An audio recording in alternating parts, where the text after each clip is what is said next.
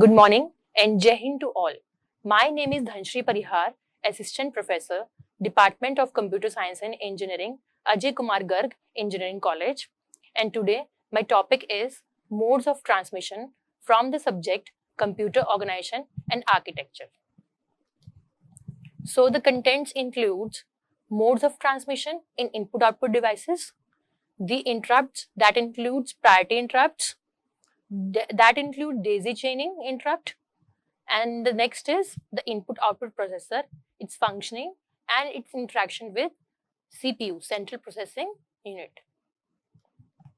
So let's start with the mode of transmission in input output devices, that is the peripheral devices, how they communicate with your CPU. Now in transmission mode we are having further three segregation things, that is the programmed input output, interrupt initiated input output, and the direct memory access scheme. So data transmission to the peripheral devices and from the peripheral devices can be obtained and can be achieved by these three schemes. So when the binary information is received from the external devices, it is stored in the memory. The information is transferred from the central computer into the external devices, and which originates from the memory unit. And for achieving that transmission between the memory unit, the CPU, and the peripheral devices, we will use these three schemes. So let us discuss the first scheme, that is the programmed input-output mode of transmission. As we see in this block diagram, in the programmed input-output transmission, we have a mediator which name is as interface. So what is an interface? Interface is a kind of a medium between the CPU and the input-output devices. And what is its role and how it will function? In interface, we will having two units. One is data register and another is your status register. The functioning of data register is to store the data which is transmitted from the input-output devices to the CPU. And that data is held in data register. Now, what is the role of this status register over here? Whenever data needs to be read or write into this data register, first of all, this status in status register is to be checked. That is the flag bit, which is either 0 or either 1, stored in this flag register will be checked, which will be telling us about the status of data register, whether the data is available in the data register for reading or writing or not. So on the basis of that binary value 0 or 1, we will decide whether we have to further transmit the data from the data register in a reading or writing mode to the CPU or not. And then we are having certain signal lines like input output bus is there for making that communication possible. Data valid signal is there, data accepted signal is there. Data valid line is the line which will be indicating to the interface that the data which will be put on the data bus, that is the input output bus, is a valid data till this signal is in a high mode. And data accepted is a kind of acknowledgement from the CPU via interface to your input output devices that the data which has been transferred by the input output devices via input output bus into a data register is being accepted by your CPU through the data bus. So how this communication will be possible using this intermediate interface between the input output devices and the CPU? How this transmission is possible, which is known as a programmed input output transfer mode transmission. So first of all, the CPU is sending some address of what thing? The address of any input output devices from where it wants to receive the data or wants to send the data. So CPU is generally an executor between the two communicating devices. We can say either we're transferring the data from the memory to printer, or between printer, or between keyboard and speaker, between keyboard and screen, via through your CPU. So that address will be sent on the address bus by your CPU. The CPU will initiate the communication. Now after sending that address, that particular interface, here we are having only single interface, but we are having multiple interfaces connected with your input output devices. One interface for each input output devices. Okay, and that address for that particular interface will be sent For if that address matches that interface will be open. Open means the data from that register will be accepted either by the CPU or either by the this input output device, and the communication will be possible between the two. So what will happen when the address will be received and this channel will be opened, and the input output device will put its data on data bus and then will be copied into data register. Okay, and the status, if the status bit is 0, the data from the data register will not be read by the CPU. Okay, and when it will become 1, then it will be accepted by the CPU. So status 0 is saying that we are not accepting the data from the data register, and the status 1 in the status register indicating that the data which is available in data register is a valid data and that can be received or obtained or read by the CPU. Okay, when we will receive 1 in this flag bit, what will happen? The data from the data register will be copied and put on the data bus and further communicated to CPU. So whether the data is in a reading mode or writing mode, that will be decided by the CPU. Either it is reading the data from the data register or putting the data on the data register, because it is a two-way communication. Okay, this is the way how we can form a communication via using interface between CPU and input output devices. And this particular procedure is known as programmed input output. So there is a one flowchart over here which will be explaining how this communication is possible. First of all, we have to read the data content of data register and check the flag bit, that is check the status register. If the status register value is either 1 or 0, if it is 1, then the status register will be read and the data will be transferred to the memory and some operation will be performed. And if the operation that need to be performed will be completed, then continued with another program. Else if it is not possible, then again we have to read the content of your data register. On the other hand, if this flag bit is 0, that means the status of this data register, the data in the data register is not valid or not available. Then again we have to read the data register till this loop will be going on till the value of flag will become 1, and we will have some data in data register that will be in a acceptable phase. Further, again after performing that, again the data register will be read when we have to continue the next program, and then flag bit again check, the same procedure will be followed, and until when this procedure will be followed for checking the flag bit to be 0 and 1, reading the data register again and again till your operation will get completed and the data is completely transferred by the input output devices to your memory. Okay, till that this will be performed, and in the end, if then the procedure of transmission will get completed, then we have to exit this chart, or we will stop the functioning.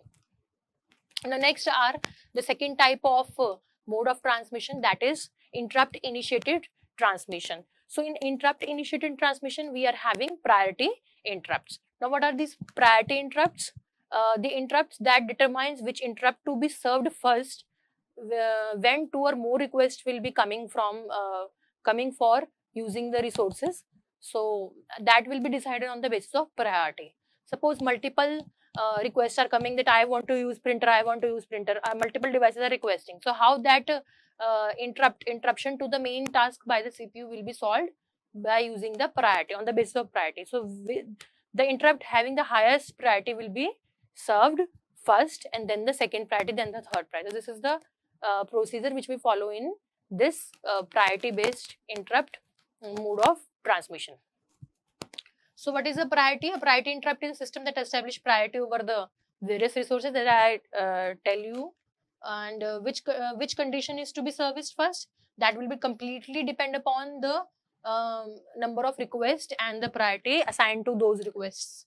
Which condition are permitted to interrupt the computer while another request is being serviced. So for resolving that issue, we will be using the priority interrupts. How this priority interrupt can be resolved? By using the software priority interrupts or by using the hardware priority interrupts. So that is also known as our polling method. In polling procedure, we will use to identify the highest priority source by a software means. Okay, so that is a kind of a software polling method in which the software is being used to assign the priorities to the interrupts and to decide which interrupt will be served first. Now what is the interrupt? Interrupt is a kind of a restriction or kind of a we can say a haltation to a current running program. When some program is running or some procedure is occurring, what will happen? Something will pop up on our system that first this task need to be completed, then your task will be moved further. That is known as your interrupt. And interrupts are of two types, hardware and software interrupt. The interrupts which are initiated by hardware devices, okay, like printer, is known as hardware interrupt, and software which is generated by the operating system itself is known as a software interrupt. So here we are discussing the polling procedure, and one of the example of this polling procedure is a daisy chaining priority based interrupt.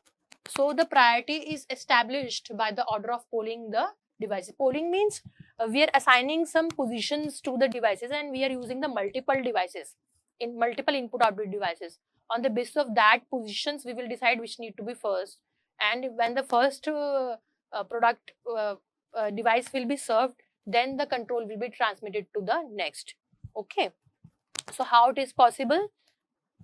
That is by using this daisy chaining priority interrupt. So in this block diagram, we can see that we are having certain abbreviation written in the block diagram, like we are having INT for interrupt, INT ACK is interrupt acknowledgement. Then we have PI and POs, priority input, and PO is priority output. So what are these VAD1, VAD2 and VAD3? VAD1 is vector address 1, then vector address 2 and vector address 3. So what are vector addresses?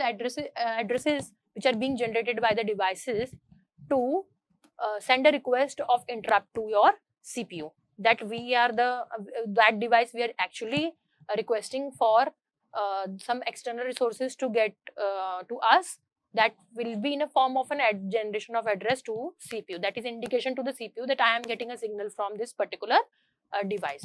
Now in daisy chaining, as we see in this block diagram, what is done?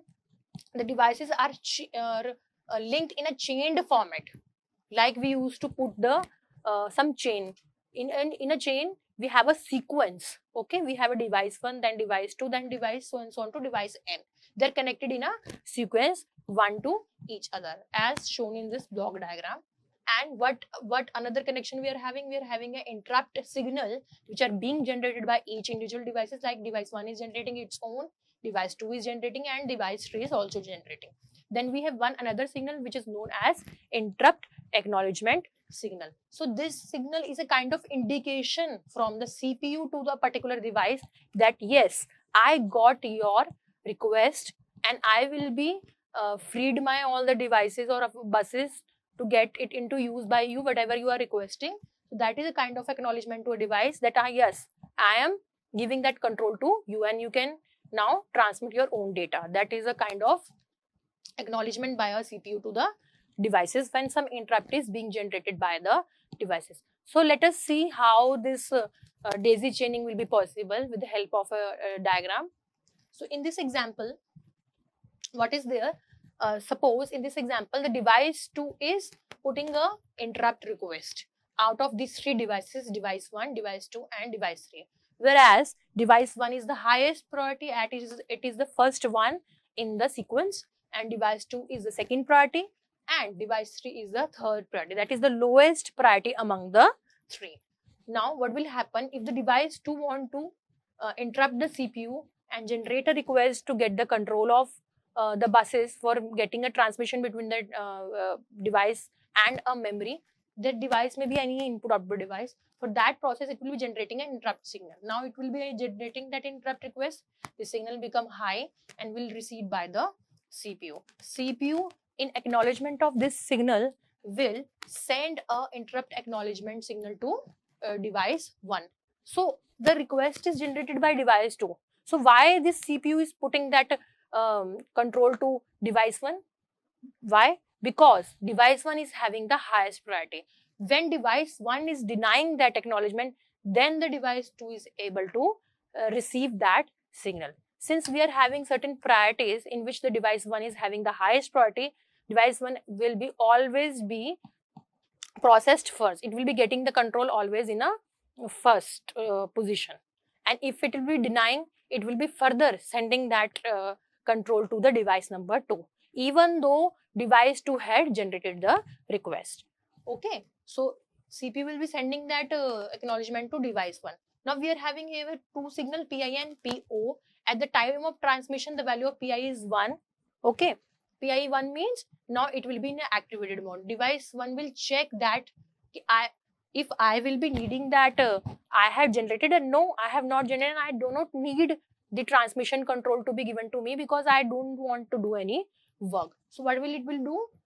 Initially, both the values PI and PO, initially it will be 0. It will be blocked. 0 means it is blocked. Further, no signal will be transmitted. When the device 1 make a decision that I do not need any control and I do not want to generate any vector address, the address where the data is being to be set. So what will happen? This 0 will be converted into signal 1, and this interrupt acknowledgement signal via device 1 will be transmitted to device 2, which is the actual requester of the we can say transmission.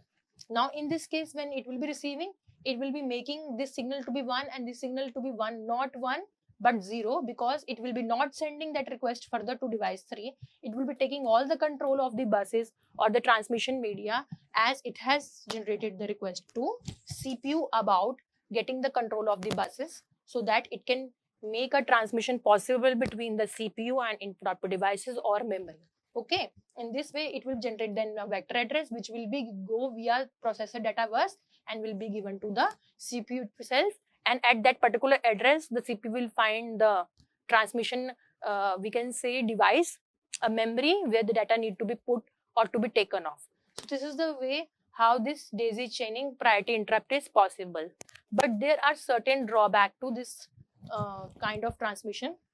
The drawback is when a single node will fail, the complete structure will become non-functional. If I remove device 1 from this sequence, the device 2 is never going to obtain the signal, as that channel will be disrupted.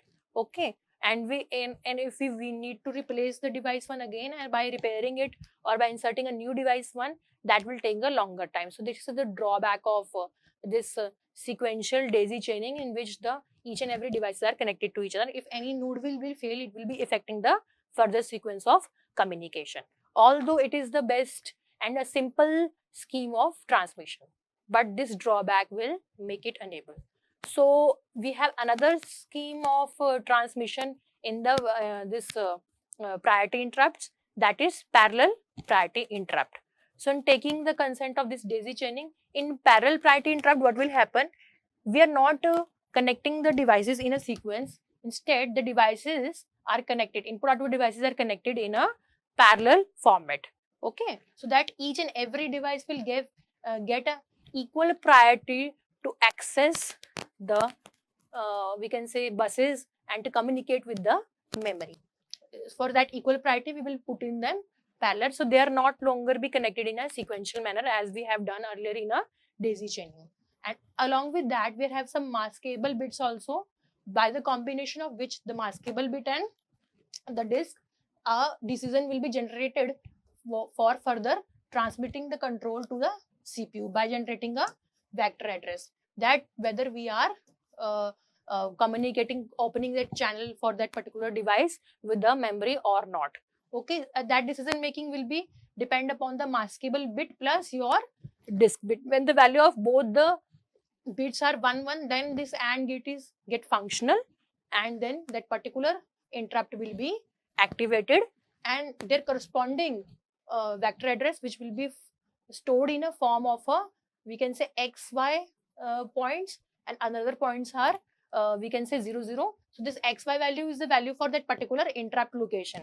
If the disk 1 is generating some interrupt, so this value will become 1. Okay, that is 0 is the location, not the binary bit. Then next is the mask. In masking, maskable bit, we have a 0 location, and that value also become 1. When both are 1 1, then the output of this AND gate is 1. That means that I0 is activated for this particular position, and when highest priority device disk I0 is activated, then the value of XY will become 0 and 0. Why 0 0? Because the location of this I0 is 0 0. In binary, the first location is 0 0. So that's why we're putting 0 0, and other all we can say columns are also 0. So these are always 0, the lower down columns, and this address generated is for I0 interrupt, that is for disk. Disk is generating that interrupt to CPU that I am now want to do some task and get me the control of buses. So in this manner, this priorities can be generated in a parallel. If something like this happen, that the printer also generate the request, its signal also become 1, and the maskable bit also become 1. Similarly, the reader also get 1 1. This keyboard will also requesting 1 1. All are getting 1. I1 is also 1, I2 is also 1, and I3 is also. What will happen in that case? So in that case, the highest priority, that is the disk, that will be served, and that corresponding vector address is uploaded in a bus buffer, and all other devices are denied.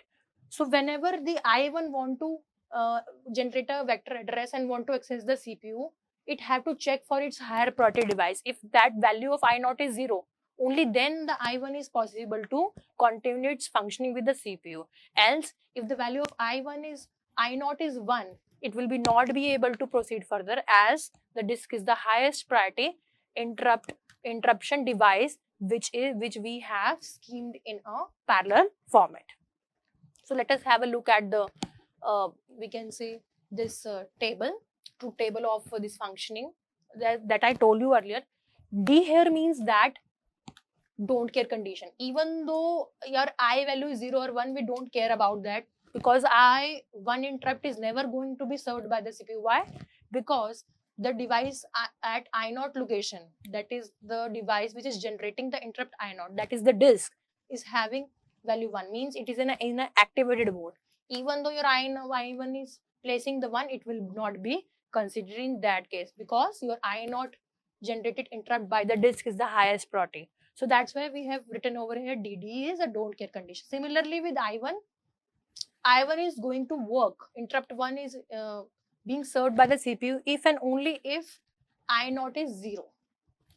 And we don't care about I2 and I3 because they are the lowest priority interrupts generated by your reader and printer.